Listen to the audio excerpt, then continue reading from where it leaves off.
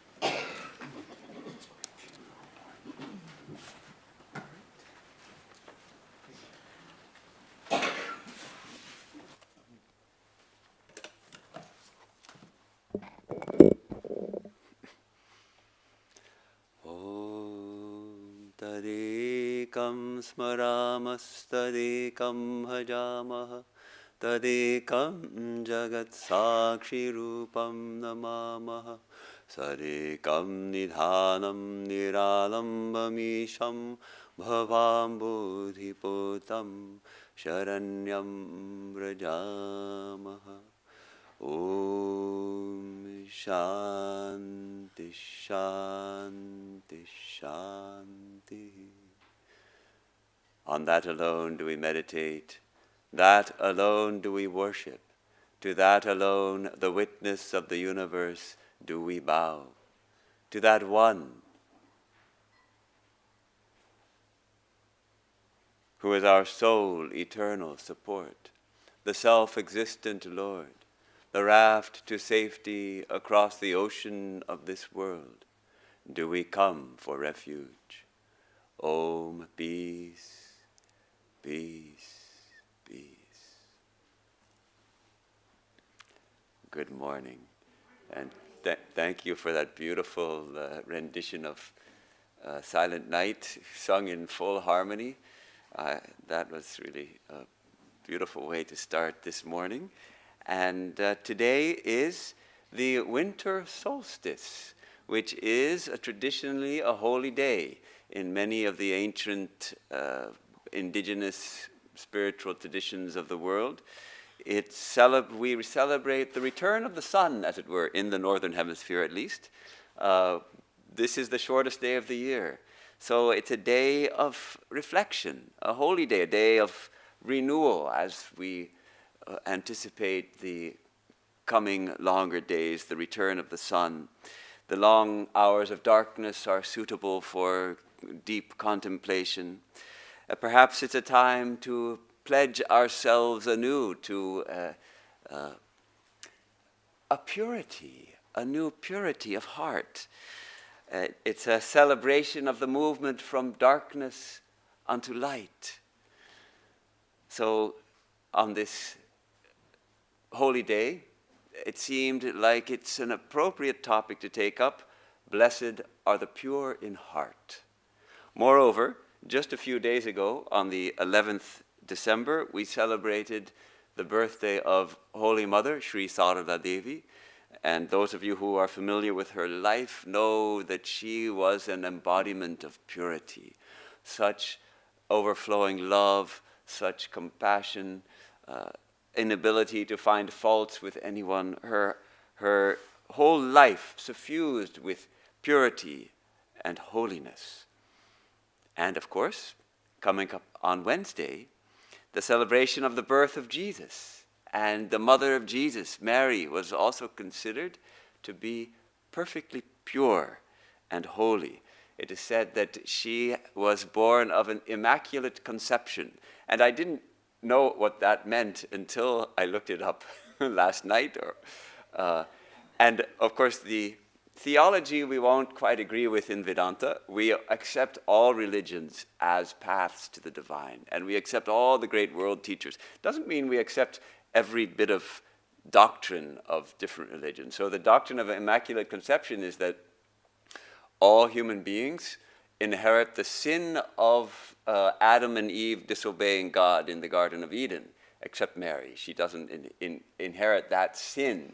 So she has the Immaculate Conception because when she was created, God intervened and prevented that sin from sticking to her. Okay, so from Vedantic perspective, first of all, we're not created at conception.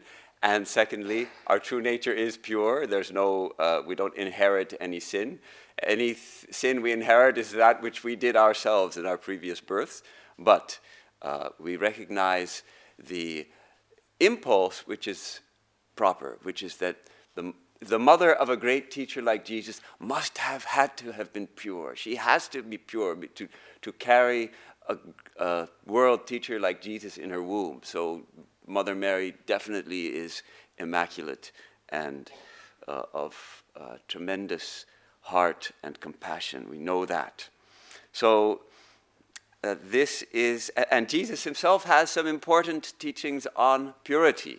So especially this idea of purity of heart. So I'd like to look a little more today at this idea of purity of heart, what the great ones have to say about purity of heart. And let's start with this teaching of Jesus. We know that he took his disciples up on a mountain, away from the crowds, and gave them the real teachings, the instructions for spiritual life. What are they to do? Personal spiritual guidance, that's how I look on the Sermon on the Mount. And he delineates a path of moral perfection, moral guidelines, really leading us to perfection, leading to spiritual illumination. And as his commandment a little later in the Sermon on the Mount, be ye perfect, even as your heavenly Father is perfect. So these are his teachings for us, leading us to perfection, to glory. And he begins with these very famous Beatitudes. The word beatitude is defined as supreme blessedness. And of course now it's pretty much used almost exclusively to refer to these 8 teachings of Jesus with which he begins his Sermon on the Mount, as we call it now. And starting, of course, with blessed are the poor in spirit, for theirs is the kingdom of heaven. The 6th beatitude is, blessed are the pure in heart, for they shall see God. He's obviously describing to us in these beatitudes the qualities we are to strive for. How blessed is it to see God, to have the direct vision of God. What greater blessing can there be in life? What greater attainment, what greater holiness can we have than to perceive the divine directly? So, what's the way? The pure in heart.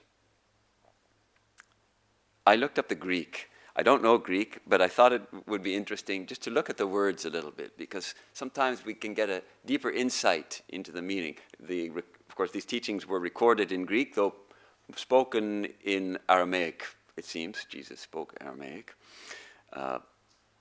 So the first word, this blessed, makarioi, blessed, happy, fortunate, describes a state of profound, divinely conferred well-being. It's not just being happy. It's not just, oh yeah, I'm blessed. It's a holiness. There's a Sanskrit word called mangalam, which refers to this state of auspicious blessing and felicity, divine felicity, independent of external circumstances. So this is what this blessed means. It's a profound state of divine blessing. And blessed are who?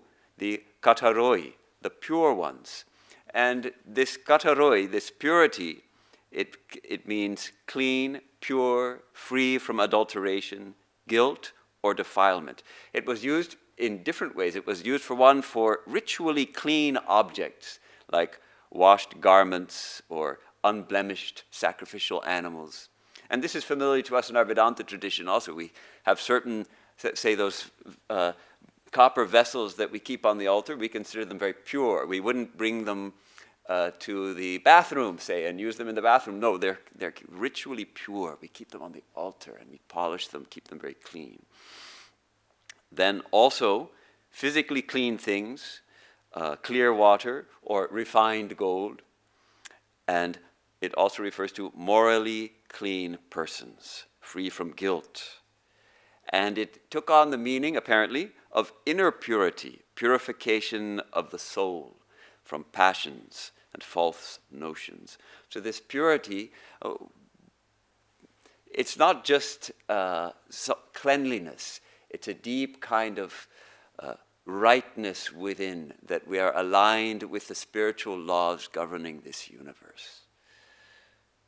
And then, what kind of purity? Purity of what? Purity de cardia, in the heart. Cardia, we know the word cardio. I got a good cardio workout yesterday. It comes from the Greek, cardia. It means heart. Yes, it refers to that physical organ which is the root of our physical being, which pumps blood throughout the body. And without the heart, if the heart stops beating, we die within minutes. So it's the root of our being. But actually, of course, Jesus is speaking not of the physical heart, but the very center of our being, the root of who we truly are, the seat of the soul, the seat of the divine deep within us. So then what happens? Hoti autoi ton theon opsontai. Theon, theos, God. Opsontai is a future tense of to see. They will see. They will see God. If we have that purity of heart, says Jesus, we will see. We can see. So this is right in line with our Vedanta teachings. We can see the divine. Not, of course, perhaps with our physical eyes, but as Sri Krishna says, I give you divine sight. I give you the eye of wisdom with which you can see my divine form. So we see God with the eye of jnana, eye of wisdom, granted to us by the grace of God, when our hearts become pure. So Jesus is clearly describing a very high spiritual state here, incredibly blessed, infused with divinity and holiness, raised up to such a state where we have the direct perception, direct apprehension of the divine. Swami Vivekananda loved this teaching of Jesus. He loved it. He sang its praises. Listen to this. He says, "Blessed are the pure in heart, for they shall see God." In that one sentence is the gist of all religions. The gist of all religions in that one sentence. If you have learned that, he says, all that has been said in the past and all that it is possible to say in the future, you have known. You need not look into anything else, for you have all that is necessary in that one sentence. And then he goes on to say, if it could save the world were all the other scriptures lost. If we lost all the scriptures in the world and yet had that one teaching, blessed are the pure in heart, for they shall see God. Swami Vivekananda says, no worries, that's enough. This one teaching could save the world. And he goes on to affirm this teaching. A vision of God, a glimpse of the beyond, never comes until the soul is pure. It's a very nice story of Sri Ramakrishna's. It's about a young man named Padmalochan. This fancy names. Padma means lotus, and Lochan means eyes. So he was the boy with the lotus eyes. And it's a name of God, of course, the God having the lotus, the eyes of the lotus is the most beautiful flower, the eyes are like lotuses. So Padmalochan, but they had a nickname for him, they called him Podo, as the Bengalis are wont to do. They shortened the name, so Padmalochan, which is a beautiful name, just became called Podo. And Podo was a kind of a simpleton, shall we say. So in the village, in Podo's village, there was a temple in a very dilapidated condition. And if you've been to India, you can probably imagine it. Let me describe it for you a little bit. It's probably a building about maybe 10 feet by 12 feet, small. And it could be made of mud, the traditional clay construction, or maybe bricks. And it may be also about 10 feet high or so, with a roof that looks like a thatched roof, a kind of a pointed roof, but it's a real simple building on a little raised platform. And it's dilapidated. There was no holy image in the inside. Inside there'd just be one room, and there'd typically be a holy image, and the priest would sit there and do the worship. The devotees would come and stand outside and look through the door and have the darshan, have the vision of God. And so he says the trees had sprung up on the ruins of its walls, including the ashwatha tree. The ashwatha tree, that's our, these tiny seeds. They're fig trees, the holy fig, which is also, we call as the bodhi tree. So a seed of that tree will fall on the cornice of a building, and it'll sprout. And if you don't pluck it, if you don't uproot that tree pretty soon, it's going to just take root there, and it's going to break your building. So you see these old buildings in India with giant trees growing out of them. And now, if you remove the tree now, the building will collapse. The tree actually holds up the building. On the one hand, it breaks it, but it's still holding it up. So this is that kind of temple. So there's trees and plants growing on it. There's bats living inside. The floor is covered with bat droppings and dust. And so nobody visited the temple. Now one day, just after dusk, the sun has just set, it's not dark yet. What do the villagers hear? They hear the sound of a conch coming from the direction of the temple. And that beautiful sound, if you've heard that beautiful, pure sound of a conch blowing and it reverberating in the evening, and it gives a holy feeling. We have that association with temples and all of that. So what happens? The villagers hearing that think, oh wow, someone has cleaned the temple. They've installed a deity. They're going to do the evening worship there. So they come running, men and women, young and old, they all come running to see. And the door's closed, so one of them creeps up and opens the door to see what's going on. What does he find? Nothing. Only Podo standing in the corner blowing the conch. There's no holy image has been installed. The temple hasn't been cleaned. The rat droppings are everywhere still. It's just Padmalochan blowing the conch. What a letdown. And so the person who opens the door, he shouts, "Hey, you have set up no image here within the shrine, O fool. Blowing the conch, you simply make confusion worse confounded. Day and night, 11 bats scream there incessantly." Okay, so Sri Ramakrishna gives the commentary on this story. He says, there is no use in merely making a noise if you want to establish the deity in the shrine of your heart. If you want to realize God. First of all, purify the mind.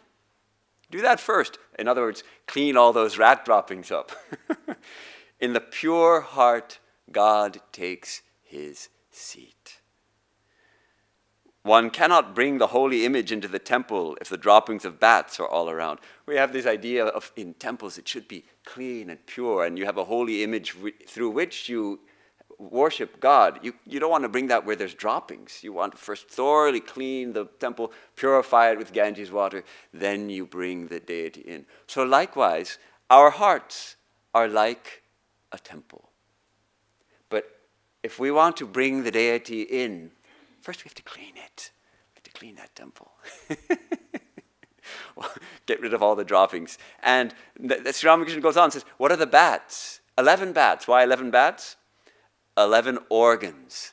5 of perception, 5 of action, and the mind. So what are they? Well, we know the 5 organs of perception. The smell, taste, sight, touch, hearing. We perceive this world.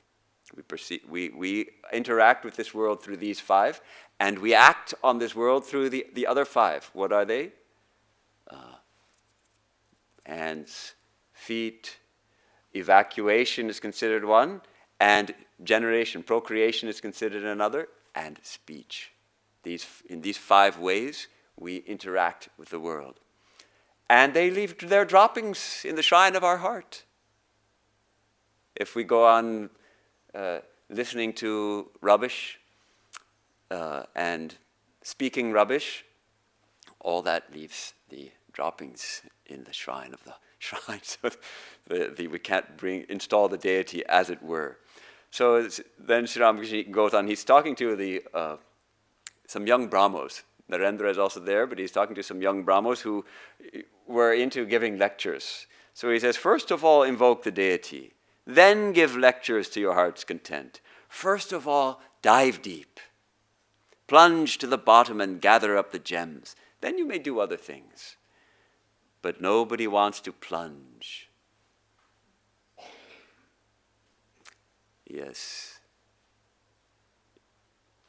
He sometimes would feel, who really wants God? Who really wants spiritual life? He says, people are without spiritual discipline and prayer, without renunciation and dispassion. They learn a few words and immediately start to deliver lectures. So he rues this fact that how few are there who are sincerely yearning for God. How blessed we are, all of us here this morning in this temple, because we would not be here today if we didn't have that interest, if we didn't have that spiritual yearning, if we didn't have that longing for God. So that little interest, that's like a little flame. We have to carefully protect that flame and give it a little fanning with prayer, little fanning with meditation, little fanning with repeating the name of God till it starts getting stronger. Then that yearning itself becomes a fire, and that fire burns up all the dross, all the impurities in our heart. So it's a blessing for us to be here. Let's remember that. This emphasis on purity in the Vedanta, actually in all the spiritual traditions, as the first step in spiritual life, and the last word, because it is when the heart becomes completely pure that we see God, that we realize. It is often said that all our spiritual practices, our repetition of a mantra, our meditation, our intense prayers, all these are for what purpose? Simply to purify our hearts, to purify our minds. Then the vision of God arises. Why? Because, and from the Vedantic perspective we understand this perfectly well, our true nature is pure. We are purity itself. We're talking about pure heart and there's impurities. Actually, our true nature is infinite purity, infinite consciousness, infinite bliss. Only we don't know it. Said Swami Vivekananda at the Parliament of Religions in that famous talk on Hinduism. He proclaims with trumpet voice, children of immortal bliss. What a sweet, what a hopeful name.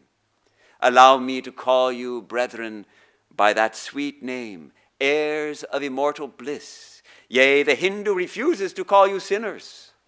Ye are the children of God, the sharers of immortal bliss, holy and perfect beings.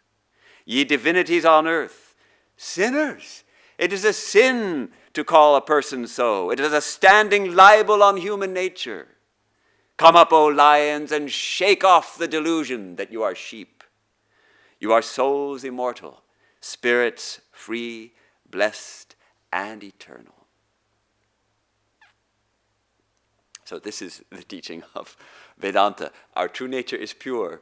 So then what is all this talk of purity? Well, covered over by a thin layer of ignorance.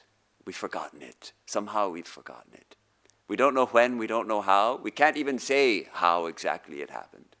But we know we can be free. We know we can realize our true divinity, that purity. We can regain it or realize it. We can realize it after all.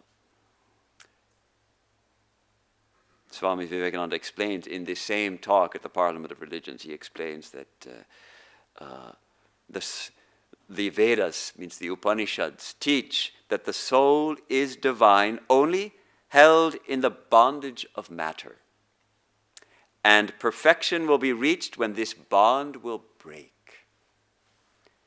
So the word they use for it is mukti, freedom. Freedom from the bonds of imperfection, freedom from death and mercy. And then he gives this hint. This bondage can only fall off through the mercy of God. We need divine grace. We need divine mercy, actually, to break our bonds. And this mercy comes on the pure. So purity is the condition of his mercy. How does that mercy act? He reveals himself to the pure heart. The pure and the stainless see God, yea, even in this life. So it seems like a paradox. On the one hand, we're talking about we are pure by our nature. And on the other hand, we're saying, yeah, but we need to be pure so that we get God's grace so we can realize we are pure. It is a kind of a paradox. And yet here we are. We haven't yet fully realized who we truly are. We haven't yet realized our oneness with the divine. So we cultivate purity. We cultivate that purity of heart. Because we let go the selfishness. We let go the greed. We let go the lust. We let go all those things which hold us back, which constrict us.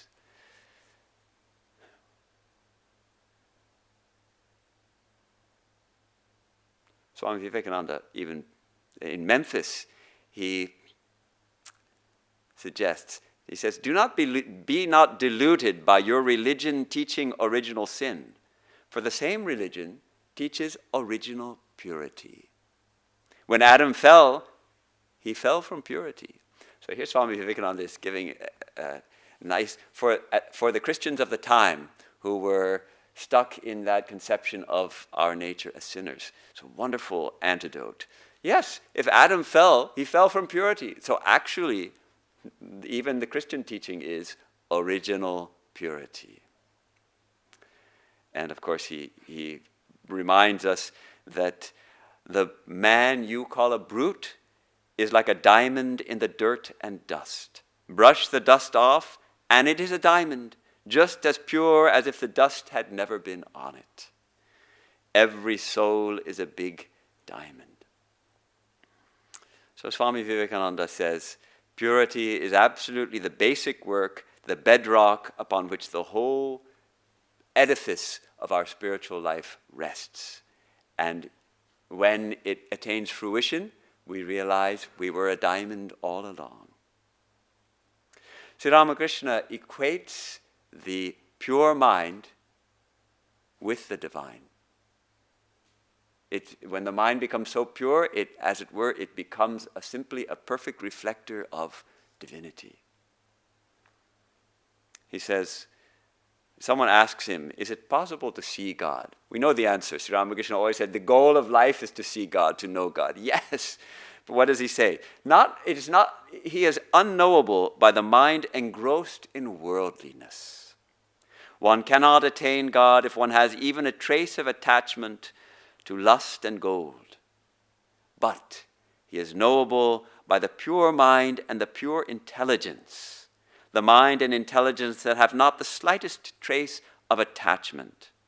Then he says makes this very interesting statement. Pure mind, pure intelligence, pure Atman, that pure self, are one and the same thing. Shuddha man, the mind, pure mind, Shuddha buddhi, the pure intellect, and Shuddha Atma, the pure self, are one thing, one and the same thing. And he gives another remarkable teaching. He says, whatever appears in the pure mind is the voice of God. How do we hear the voice of God? Purify our minds, purify our hearts. We can hear the voice of God. It's beautiful. So how does this look in practice? Let's try to get a little more practical here. What do we mean by a pure heart? If something is pure, it's not mixed with anything else. Is there a singleness of purpose within? Is there simply an orientation of our whole heart and mind and being towards the divine? Or maybe there's mixed motives.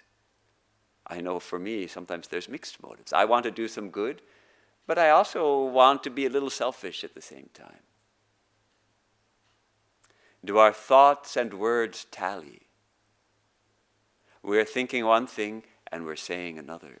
Sri Ramakrishna used to call this a theft in the chamber of your heart, when we think one thing and we speak something else.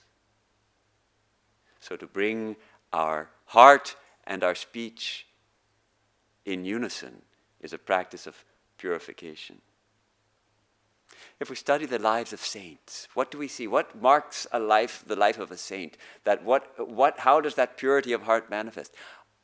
What I see is unselfishness, acting only for the good of others, unconditional love, the mind flowing constantly towards God, never straying away from the thought of God, mastery over the tendencies of lust and greed, having put anger to rest, tremendous forgiveness.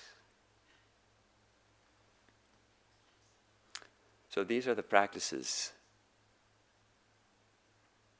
Those qualities which the saints manifest, those are also the practices for us, the future saints, because as they say, every sinner had a past and every saint had a past and every sinner had a future. We're not sinners, but we also have a future. We are all destined to become saints, absolutely. So the question is when? In the Hindu tradition, there's a great emphasis laid on external purity as a help to internal purity. Bathing, and some of the Orthodox Hindus in India, they'll bathe 3 times a day. Now, if you've been to India, you know, in summer at least, you also want to bathe 3 times a day. It's so hot. But this idea of it as a discipline, bathing as a discipline to help clean the mind. And we do feel that, especially if maybe it's been a while since we missed a shower one day, the next day after that shower, how pure we feel. Doesn't it feel like, finally got a good shower, or we did some dirty work in the garden, got all sweaty and dusty and everything, we go and have a shower. So like that, yes, it can be a help, the external purity, wearing washed clothes and all of that. The thing is that there's also a risk of people becoming fanatical about the externals while not doing anything about the internals. And there's Swami Vivekananda cautions against this again and again. Sri Ramakrishna also cautions against it. There's a lot of thoughts about food, the importance of food for maintaining a pure mind. And it's part of a science of vibrations. All this is part of a science of vibrations. Certain foods carry certain vibrations, they say. So if a food is spoiled or it's dirty, maybe some hair got into it, we feel it's dirty. There's certain vibrations that won't be helpful. So we want to avoid that kind of food, say the Hindus. But there's a different way of understanding this idea of food. Food means actually not just what we take in through our mouth. It means what we take in through all our senses. And there I think the purity is more important. Though Swami Vivekananda says, yes, pure food is important. Freshly cooked food, not stale, sitting in the refrigerator for a week. Not that part of it has been eaten by someone else. That's a simple hygienic idea also. But if someone with bad tendencies eats part of something, it's felt that part of their tendencies enter that food. And so if we take it, we might get a little bit of those vibrations. But what do we eat with our eyes and ears? Suppose we go and read political posts on Facebook for an hour and then go and try to meditate. How will that go? Not too well, right? Okay, so I think that makes the point maybe more clearly than anything else. So Swami Vivekananda says, cleansing the external body and discriminating the food are both easy, but without internal cleanliness and purity, these external observances are of no value whatsoever. Sri Ramakrishna says, blessed is one who longs for God. Blessed is one who thinks of God. Even if that person might eat pork, for instance. In Orthodox Hindu society, pork is considered a no-no, like in Islam and Judaism. But shame on him, shame on her, who, though eating the very purest food, boiled vegetables and rice with ghee, it's called the havishyana, it's considered very pure food, but who's thinking about sex and money. Shame on that rascal. You're eating all this pure food, looking like you're pure, but look where your mind is.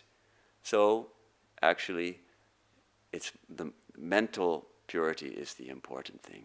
But the externals also can help us.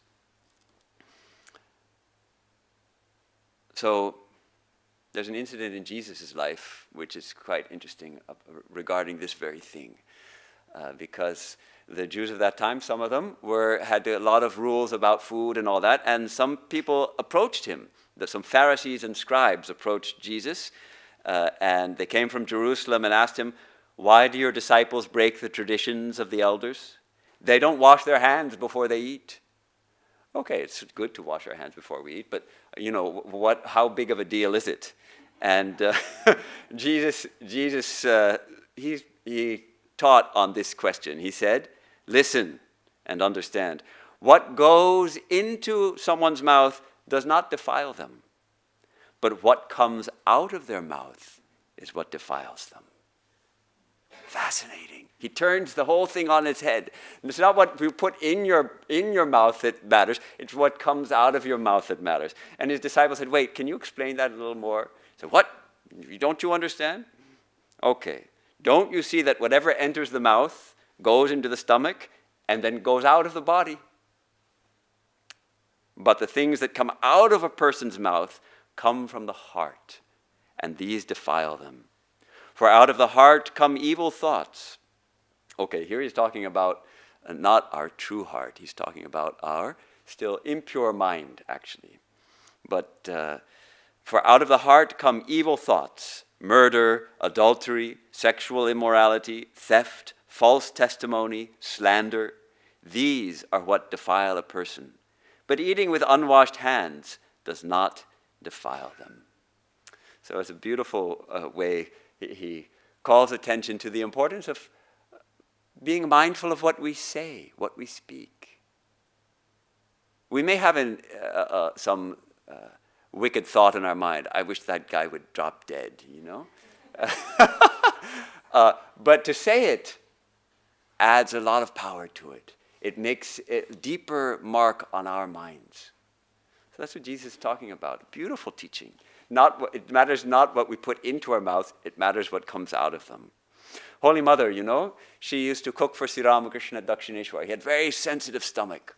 So he relied on her cooking to keep his digestion working well. But 3 days in the month, during her period, she wouldn't cook. Why? Because the tradition was that during that time you're impure, you shouldn't cook. So Sri Ramakrishna said, hey, you're not cooking for me these 3 days. I'm really feeling difficulty. What's the matter? What happened? Then she explained to him, oh, no, we're not supposed to cook, that we're impure at that time. Then he gave her this teaching. Who told you that? You will cook for me. There is nothing wrong in it. Please tell me what is impure in your body. The skin or flesh or bones or marrow? It is the mind that makes one pure or impure. There is nothing called impurity outside the mind. So there we have it. Sri Ramakrishna's great liberality, gently yet firmly standing against all the narrowness of religion and affirming the true important things in spiritual life. Purity of mind, purity of heart, our intention, our yearning for God. These are enough.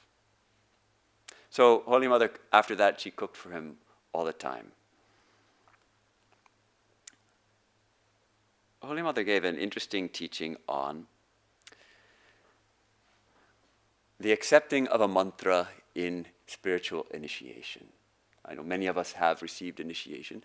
And she did adhere to the idea that until one receives initiation, one is not fully pure. She says, a skeptical disciple was asking her about it. Is it necessary to have initiation? What is initiation? I can repeat a mantra. What does it matter for initiation? She says, the mantra purifies the body. By repeating the Lord's mantra, a person becomes pure and holy. And she tells this story of Narada, the great devotee. There's a great minstrel devotee called Narada who used to roam around singing hymns to the Lord. And he was a very high being, so he could even go up to heaven. And he also used to he used to play pranks and cause trouble for people. So anyhow, he goes and visits Vaikuntha, Vishnu's heaven, and hangs out with Vishnu for a while and has a nice conversation. And then after Narada leaves, Vishnu tells Lakshmi, his divine consort, hey, purify that spot with cow dung. Now, for us, that seems kind of funny because cow dung doesn't seem like a real pure thing. You're going to purify something with cow dung, but that's why really purity is, it's a mental thing. In the Hindu tradition, the cow is holy. Everything coming from the cow is pure, so cow dung is used for purifying. And actually, apparently there are some antiseptic properties. You take the cow dung, mix it with water, and you make a solution, and they use that solution to wipe down the porches of the houses, the mud houses in the villages in Bengal. And it does give a feeling of purity when it's been wiped with this cow dung water. So Vishnu, Narayana says, hey, purify that spot where Narada was sitting. And Lakshmi is stunned. She says, why, Lord? Narada is your supreme devotee. Why are you asking me to purify the place? The Lord replied, Narada still has not received a mantra. Without taking a mantra, the body does not become pure. So Holy Mother apparently liked this idea. She said, at least for the purification of the body, the mantra is needed. So this is a great, of course we know that the mantra is a tremendous help in spiritual life. And receiving it formally in initiation is different from reading it in a book because we step into a lineage and there's a spiritual power flowing through that lineage. And that power enters us when we receive the mantra in initiation. And as we go on repeating that mantra, it begins to bear fruit. It begins to purify our hearts. As Sri Chaitanya said, the name of God, the mantra, repeating the name of God is like polishing a mirror. What is that mirror? Mirror of our hearts. Our heart is likened to a mirror. And in that mirror, what do we see? Not ourselves. In that mirror, we see the divine reflection. But it's covered with dust. So, chanting the mantra wipes off the dust. So we go on wiping off the dust of the mirror of our heart by chanting the name of God and attain purity. And then we see that reflection of the divine. We see God. So this idea of the importance of the mind in spiritual life. Holy Mother emphasized that again. And she would say after initiation, everything depends on the mind.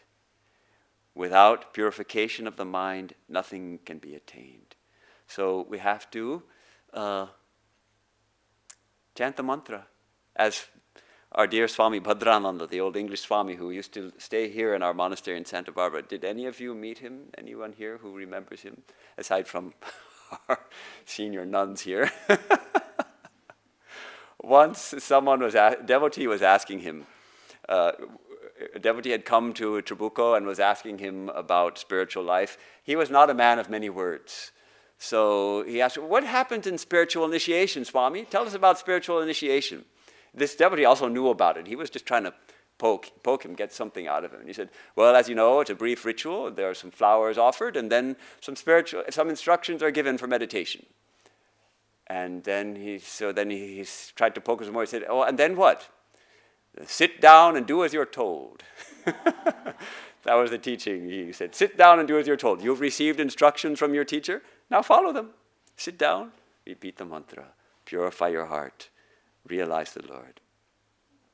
So I thought I would close this talk today with the beautiful verse from one of my favorite Christmas carols. I'll try to sing it. How silently, the wondrous gift is given. So God imparts to human hearts the blessings of his heaven. No ear may hear his coming, but in this world of sin, where meek souls will receive him still, the dear Christ enters in. This it seems like it speaks very much to our topic today. Silently, the gift is given. But the soul has to be meek or pure to receive it. God imparts to human hearts silently the blessings of his heaven, that the blessings of God are always falling in our hearts. Silently. We have to purify our hearts so that we can receive that blessing, receive the birth of the Lord in our own hearts. The divine grace purifies us, prepares us. We make ourselves ready to receive the divine in the altar of our hearts, so that the dear Christ, the dear Krishna, the dear Buddha, the dear Ramakrishna, the dear Sarada, the dear Durga enters in. Thank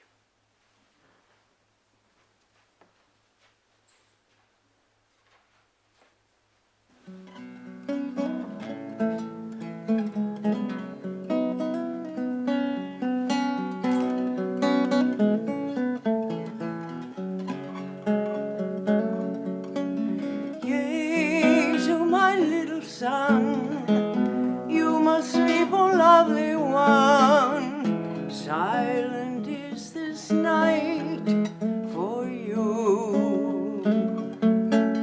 Gently cuddle to my breast. Since you are born, the world is blessed. Sweet angel, sing thee to thy rest. Do, do, do, do, do, do, do, do, do.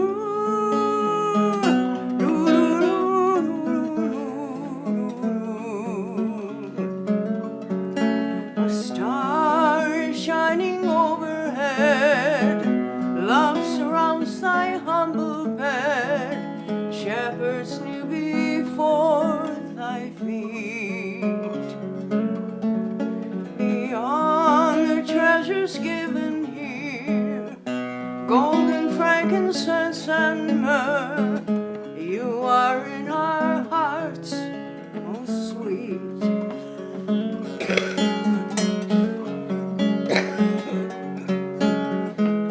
Here you are in swaddling clothes, the love of God in heaven knows, come to give his love for all.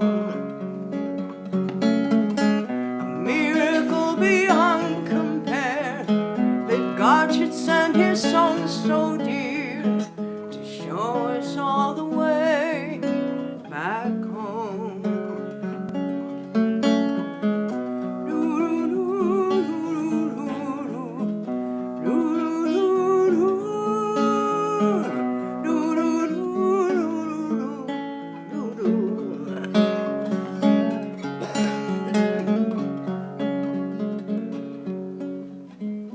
Jesu, my little son, you must sleep, oh lovely one. Silent is this night for you.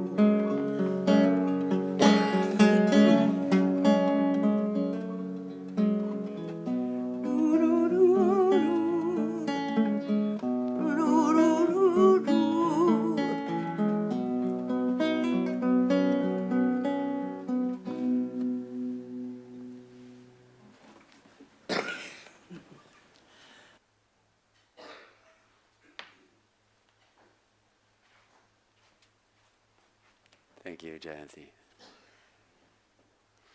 Coming up Christmas Eve, we have a program at our 5 p.m. class will be cancelled, but there'll be readings from the Gospels and sing-along carols from 6:15 to 7 p.m. here in the temple. Beautiful way to observe Christmas Eve with our Vedanta devotees singing the Christmas carols. On the 27th, the following Saturday, 5 p.m., Swami Sarvadevananda Ji will be here. He's giving a class at 5 on the Bhagavad Gita. And on Sunday, he'll be speaking on the unconditional love of Jesus and Ma Sarada. So he's talking about Jesus and Holy Mother together, since both of their birthdays come pretty close to each other. And then on the last night of the year, 11:30 p.m., New Year's Eve meditation. It's a wonderful way to ring in the new year. Gather here at 11:30, silent meditation till midnight. And then, do you do the arati here at midnight? Or? Yeah, so right at the stroke of midnight, we wave the lights to ring in and ring the bell to ring in the new year in a holy way. So it's a beautiful tradition. We do it in many of our centers, and that's New Year's Eve. So we have both Christmas Eve and New Year's Eve programs here. Christmas Eve at 6:15, right after evening prayer. Come at 6, then you see the prayer. Then 6:15 starts the Christmas Eve service, and then New Year's Eve 11:30 p.m. If you want to stay up for the New Year, then please join us. And thank you for giving me the opportunity to share my thoughts on purity, and wish all of you blessings of Christmas, blessings of the New Year. We'll see you next year. Om asato ma sadgamaya tamaso ma jyotirgamaya mrityorma mritangamaya Aviravirma edhi rudrayate dakshinam mukham tena mam pahi nityam.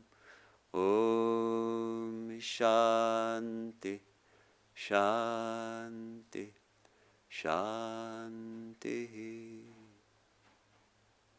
Om. From the unreal, lead us to the real. From darkness lead us unto light. From death lead us to immortality. Reach us through and through ourself, and evermore protect us from ignorance by thy sweet, compassionate face. Om, peace, peace, peace.